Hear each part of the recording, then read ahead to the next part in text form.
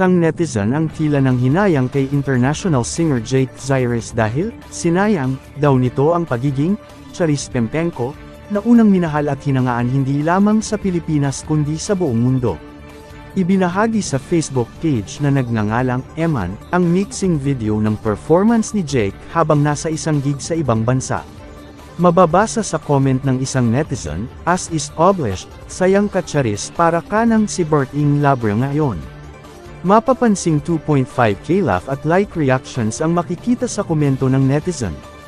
Mukhang marami pa rin ang hindi makaget over at makamove on na ang dating Charis Pempenko ay si Jake Zyrus na ngayon.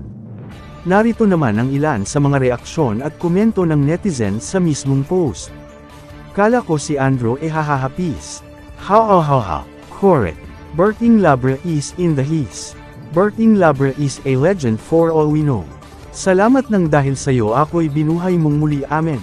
Kamukha pala ni Charis Pempenko si Mang Berting Labra, magtataypo ba sila? Ngunit sino nga ba si Berting Labra? Si Berting o Roberto Labra ay isa sa mga naging child star hanggang sa naging veteranong aktor mula 1953 hanggang 2009, na kadalasang napapabilang sa mga pelikulang ang genre ay comedy, drama, o action.